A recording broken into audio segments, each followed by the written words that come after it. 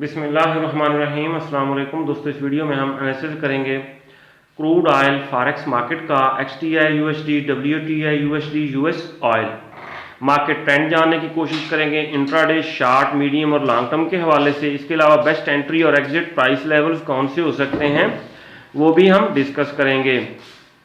दोस्तों, सबसे पहले हम प्रीवियस वीडियो को डिस्कस कर लेते हैं जो हमने परसों बनाई थी 105.60।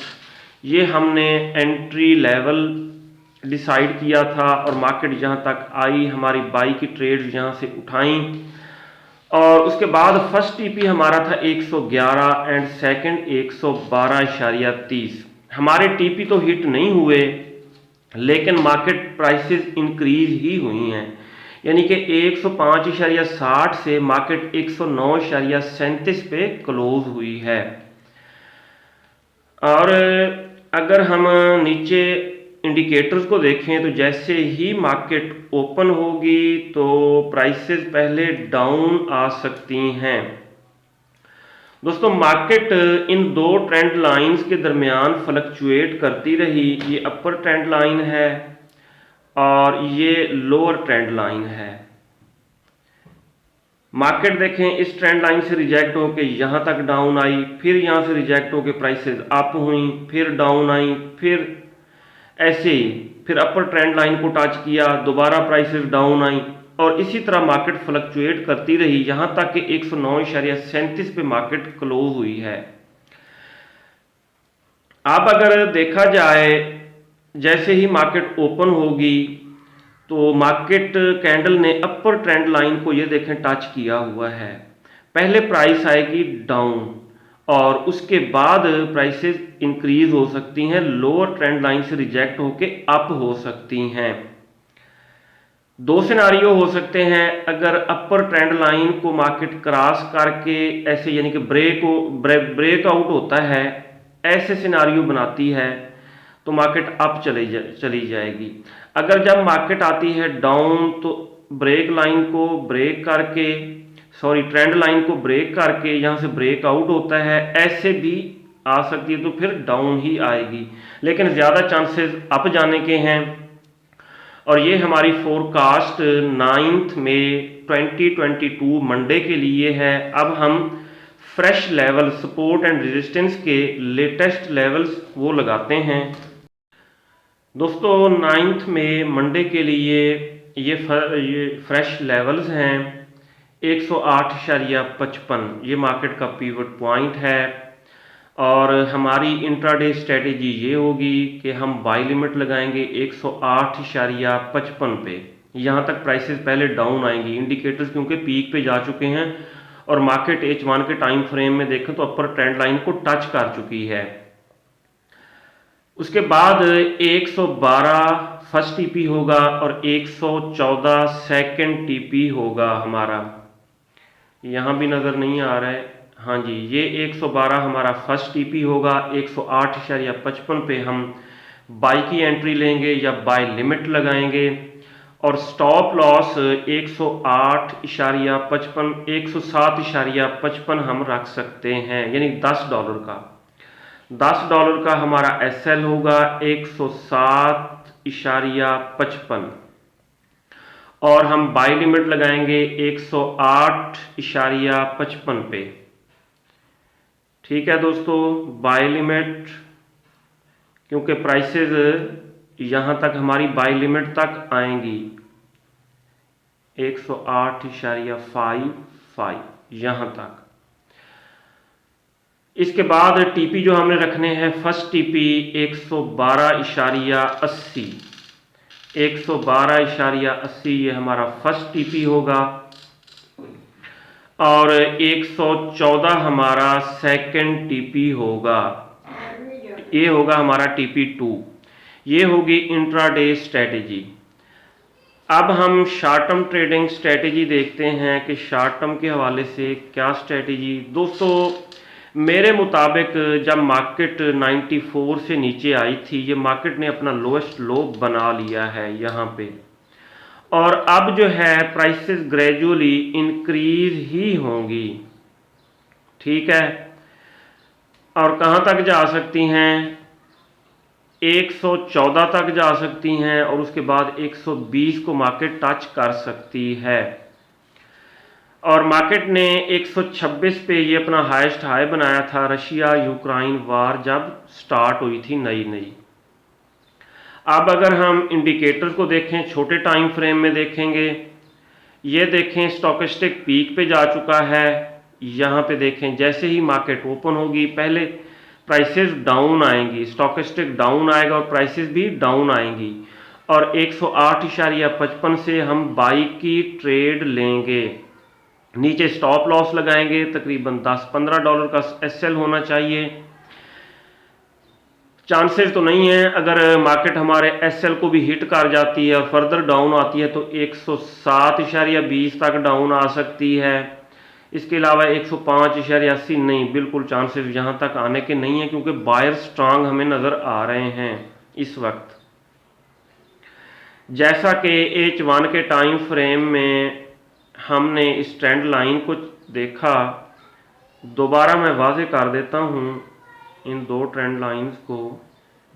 ये देखें मार्केट ने नीचे आने की एक दफ़ा कोशिश की, फिर बायर इसको ऊपर ले गए, फिर मार्केट ने यहाँ पे लो लगाया, फिर बायर ऊपर ले गए यहाँ पे। ठीक है, बायर्स हमें ज़्यादा स्ट्रांग नज़र आ रहे हैं।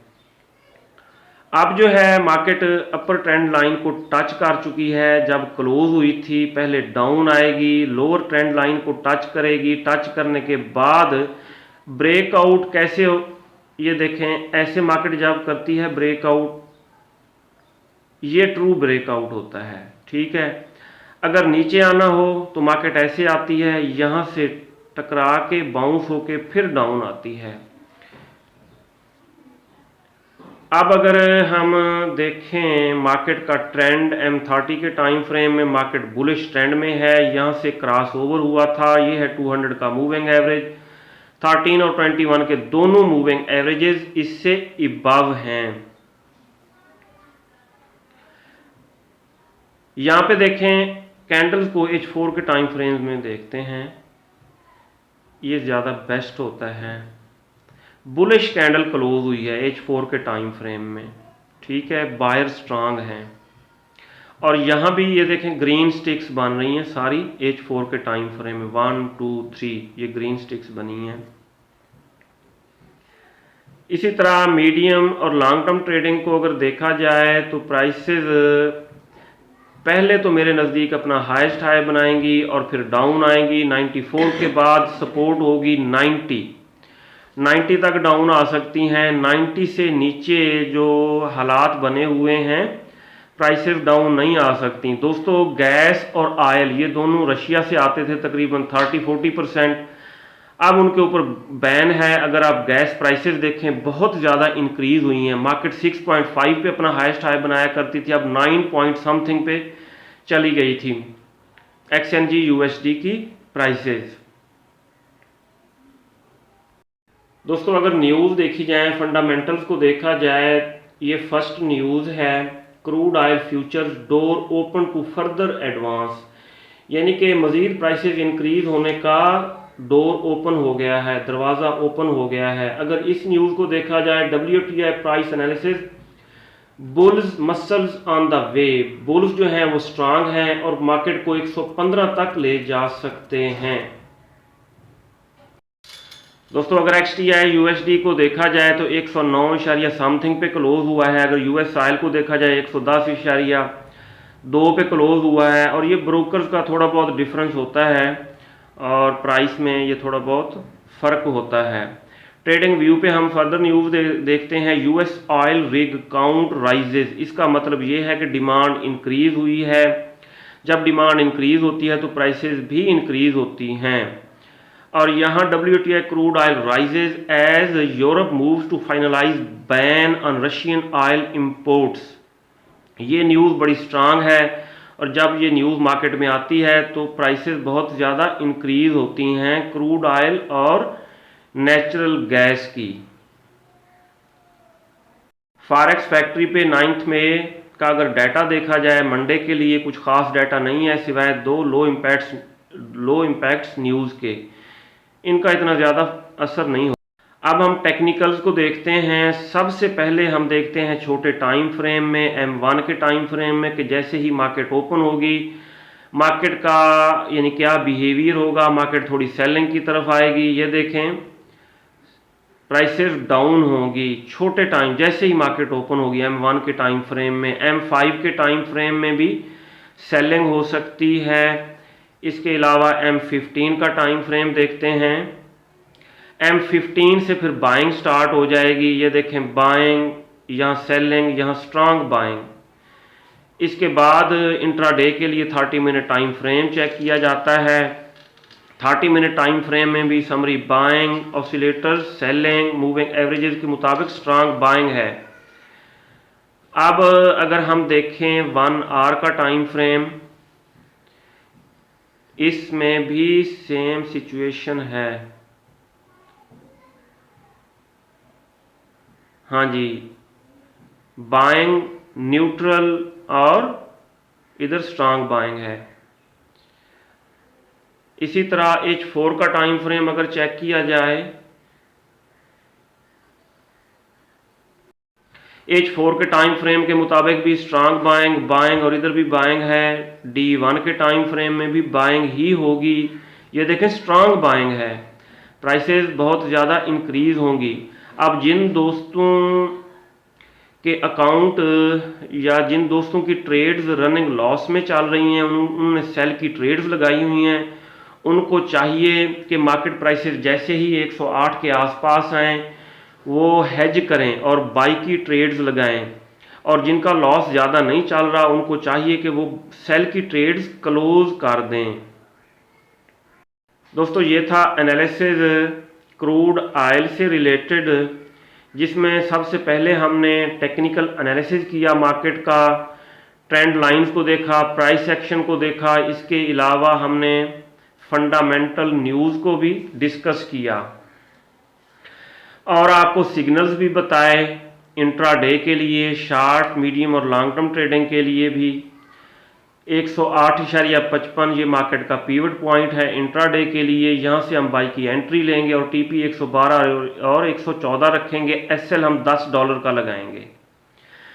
दोस्तों अपना बहुत सारा ख्याल रखिएगा, हमें दुआओं में याद रखिएगा। अल्लाह हाफिज़।